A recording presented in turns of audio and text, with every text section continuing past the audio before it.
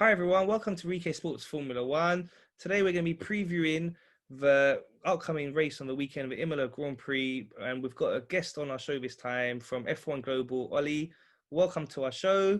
First, just wanted to start with you introducing yourself and a little bit about the work you're doing in Formula One, please.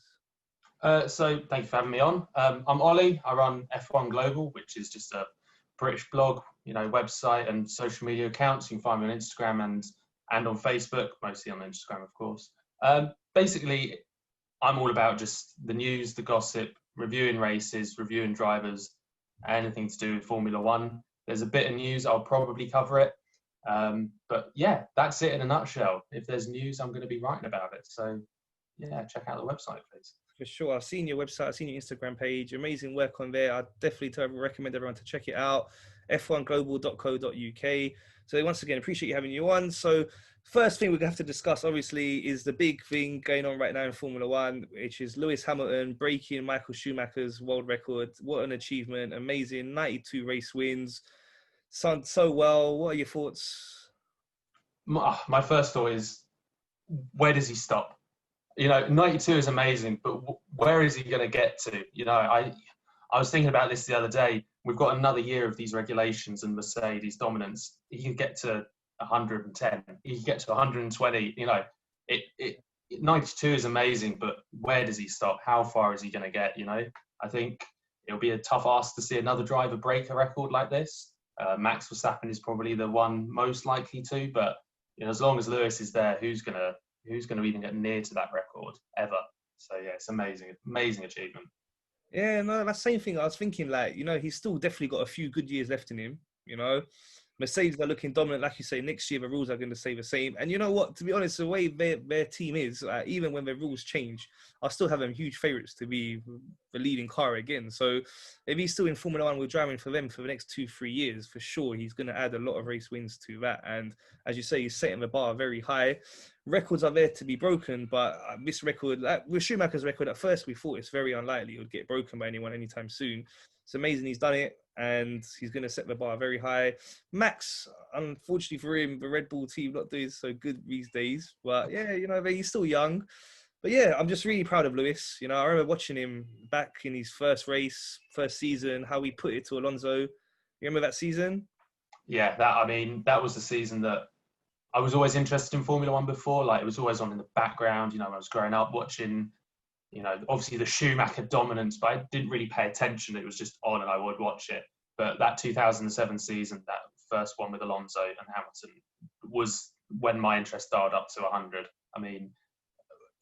We will never see another season like that. Well, we did nearly the year after with Hamilton and Massa, but three drivers fighting for the championship like that was just amazing. One of them being a rookie. And look where he is now. There was a bit of trouble with McLaren, from 2009 to 2012 wasn't perfect for him. Big jump to Mercedes, and that's paid off with, the record number of wins and tons of other records as well. I can't list them all, but if you have a look, he's got so many records now. So yeah, we've seen Alonso and Raikkonen. Raikkonen's just signed on again today for another year. They'll both be 40-41. Lewis is 34, I think. So if he goes for another, 6 years, that's maybe 60 more wins he could add. Yeah, sky's the limit. Sky's the limit. He's, to me, he's the greatest of all time. He just is. I think that's a fact now. I think that's a fact. Big claim, but it's a fact. Yeah, it's interesting you say that because a lot of people talk about the different eras and it's hard to compare, So fair enough. I think so me, I've managed to see quite a lot of Michael Schumacher's era because I started following it when I was 12. So I did get to see a lot of Schumacher's driving. And the one thing when I try and compare the two, I'd say is that I think Hamilton, when it comes to the polls, we know he's the one lap pace. He's blowing everyone away. He's way better than Schumacher when it comes to that. I'd say that aspect of the driving.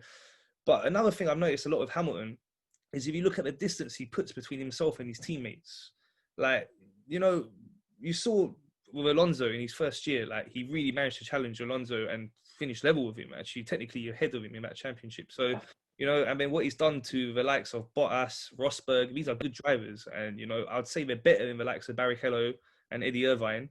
And Hamilton's blowing them away, So, it's hard to compare at different eras. But I just think like you see that's like, but just this weekend gone, he was 30 seconds clear of Bottas, like just gone, you know. And whenever you see another thing is what's critical is when you see that others beat him. So when Rosberg beat him or Bottas are beating him, he's always fighting. Same with Vettel as well. Like he's always fighting. You know, if he's gonna finish second, you're still gonna be in for a hard race. So I agree with you. To me, you know, I'm a little bit biased too. You know, he's one of our British drivers as well, so obviously followed him through his career. So, but I do feel he is that little bit better than Schumacher. I can't comment on the likes of Senna, Mansell, these guys, so I didn't really see them. Just, you know, Yeah, it's all what you grew up watching. I've grown up watching Hamilton more than Schumacher, so I'm going to be biased like you as well. Yeah. But I think it's just because of where he can keep going.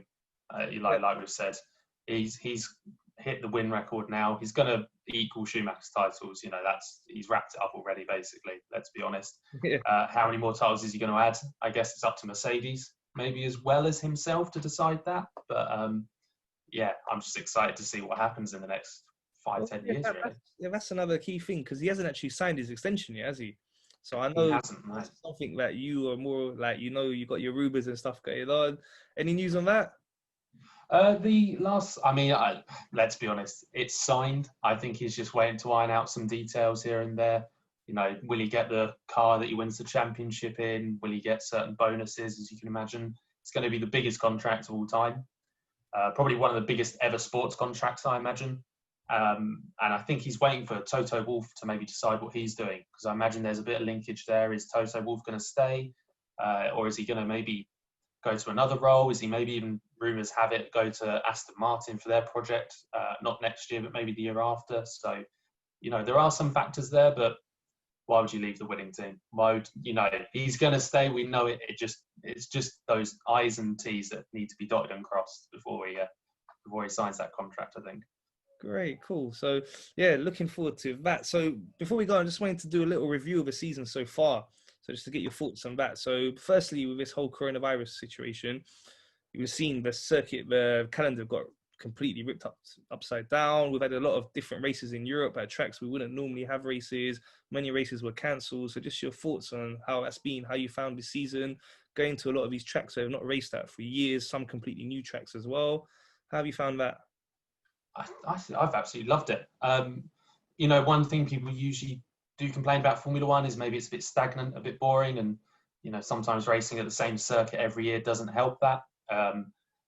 Missing certain circuits as well for a year, giving it a break, maybe will help revitalise certain interests. You know, if you think of Monza, you think of Mugello this year, two amazing, just mad races. You know, we need more like that. I think we'll talk about it later. I think we'll get a race like that this weekend based on what Imola's a bit like. But yeah, I think it's been really important actually for the sport this year to have these different tracks. And, you know, it's not over yet. We've still got some more different ones coming up. You know, we've got Turkey. We've obviously got San Marino, you know, Imola this weekend.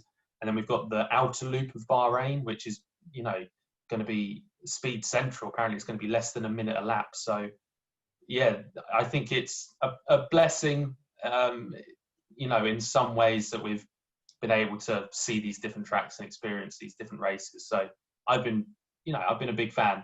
I'm also not a fan of places like Monaco. I will admit that it's a bit too boring nowadays with these types of cars. So I'm grateful to have something else on there. So yeah, a little bit biased again.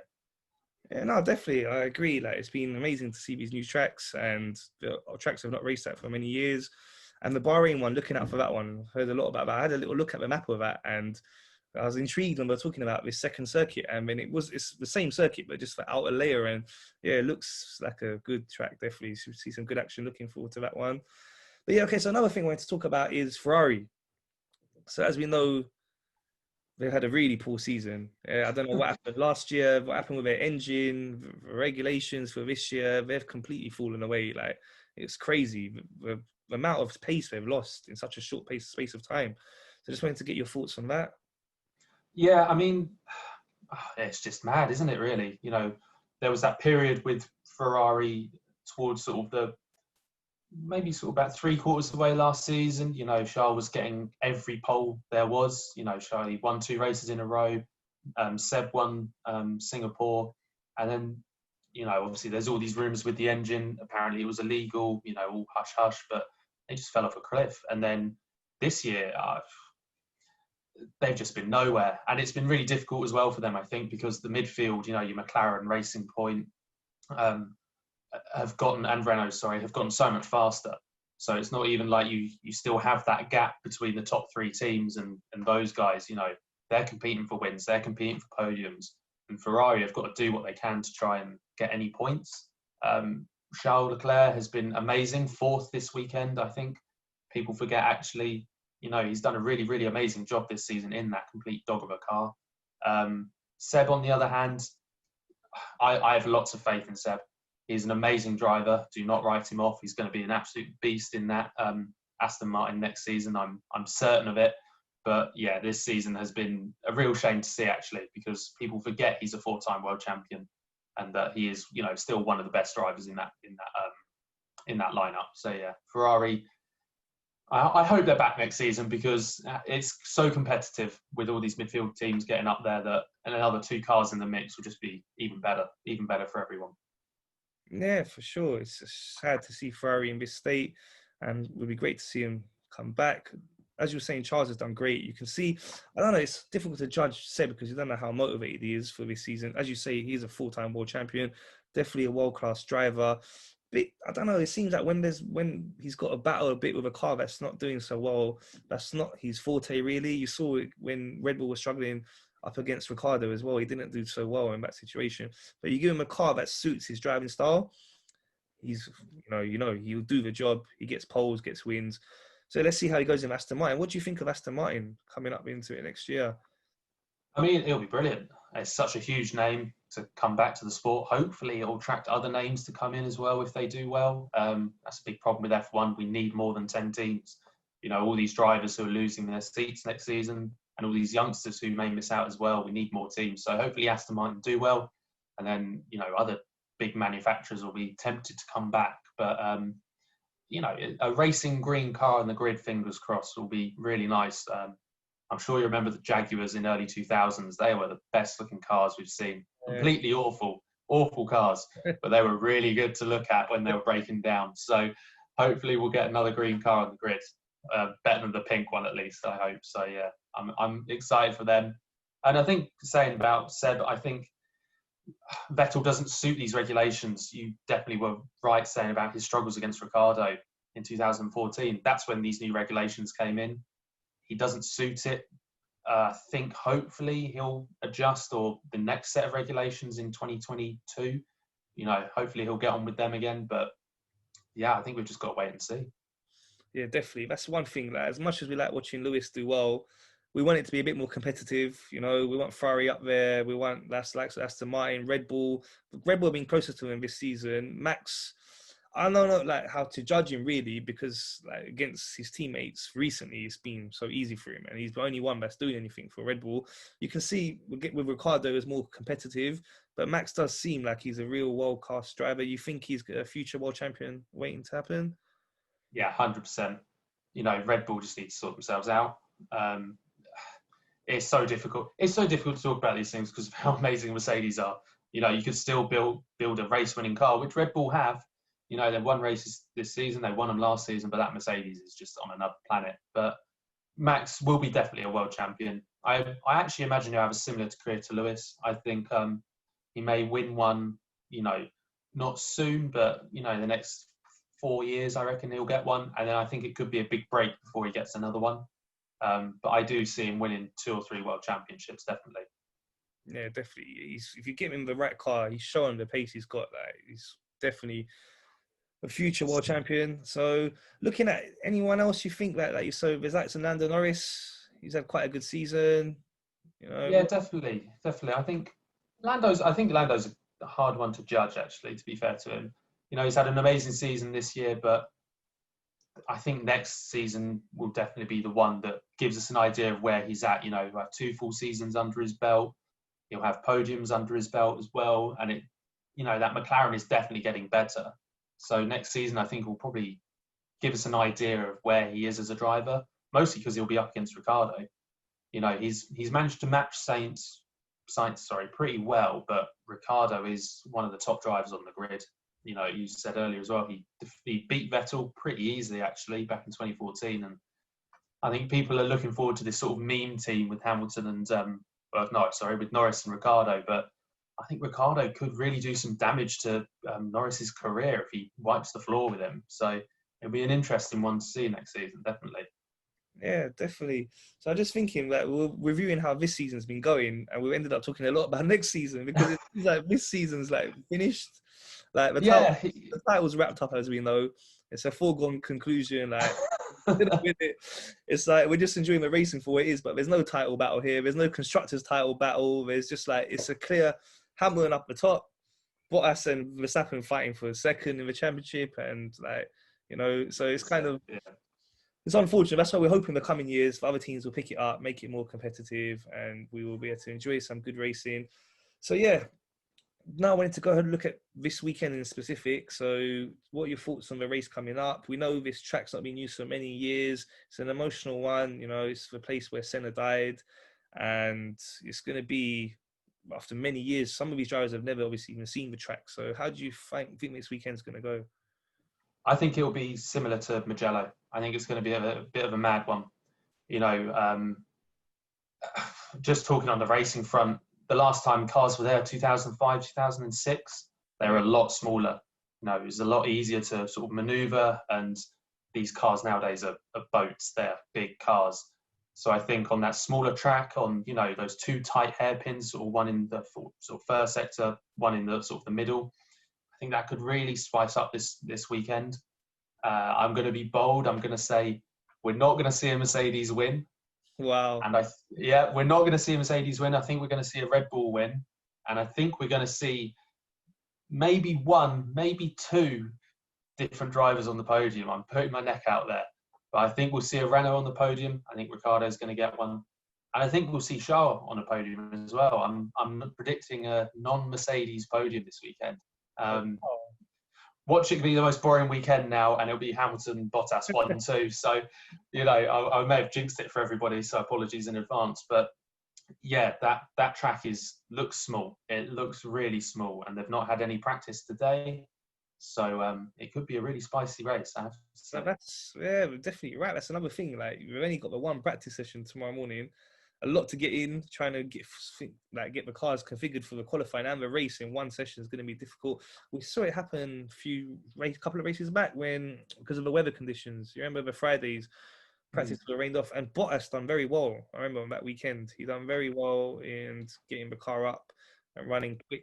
So you don't see Mercedes getting pole? I think they'll get pole.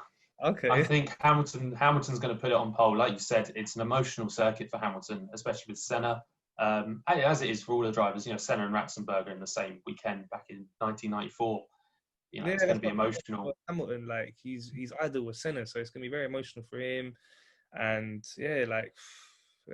I think we're going to see an extra level to Hamilton this weekend just because of that connection he's got. So I think he'll stick it on pole.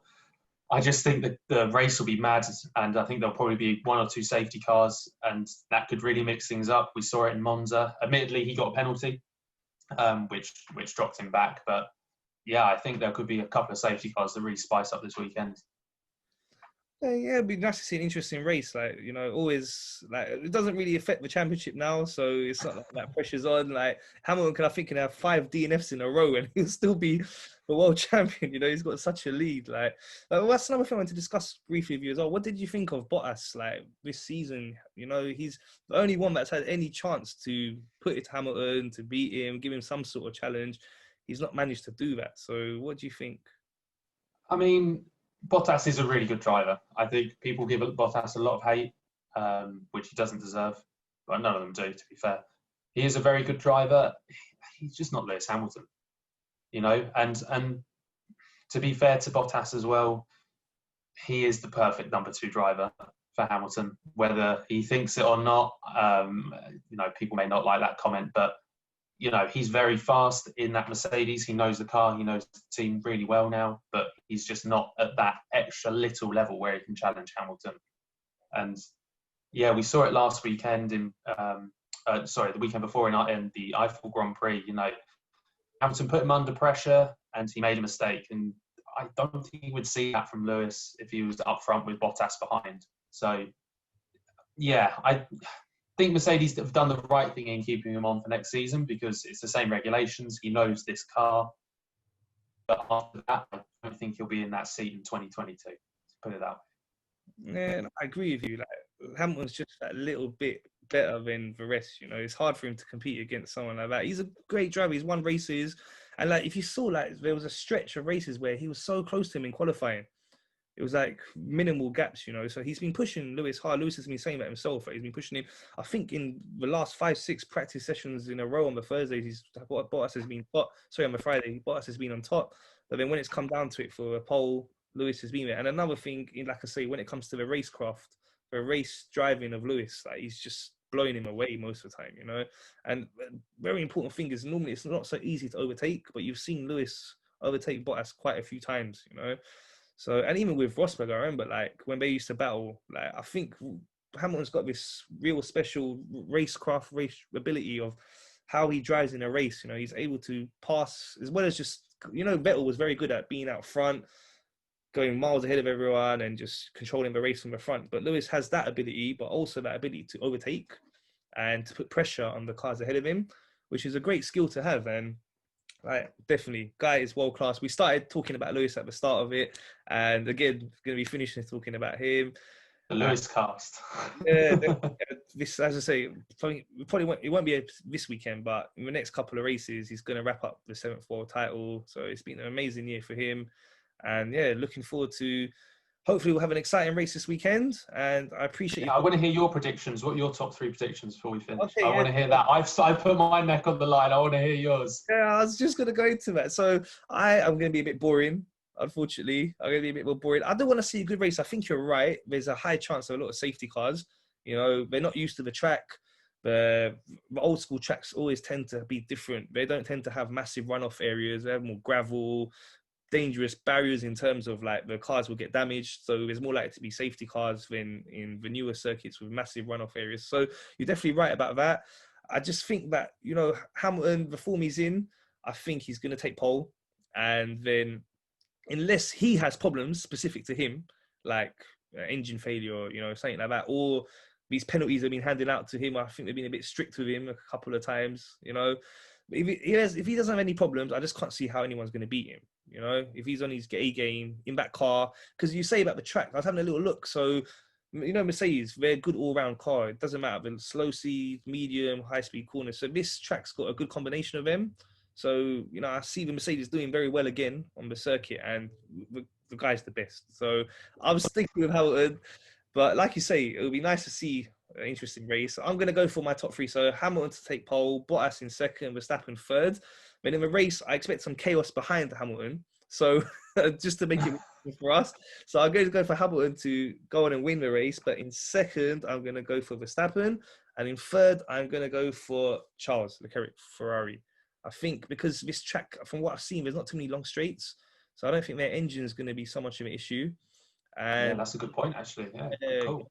So I'm thinking that, you know, this guy's world class. Like, he's such a good driver. So some of the performance he's put in this year, like, it was all well and good watching him last year in a fast car doing so well. But this year, again, we've seen, like, in a car that's struggling, he's done really well. So I think, yeah, Ferrari, maybe get a podium with Leclerc. So that's my top 3. But yeah, thank you so much for coming on our preview for the weekend and having a chat about the Formula One. Definitely want to have you on again in the future.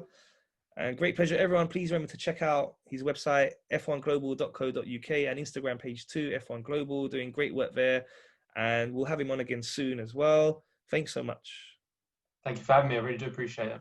Cool. And for my viewers, please remember to for all content on various sports, please keep it here. And please remember to subscribe, like, and share. Thank you.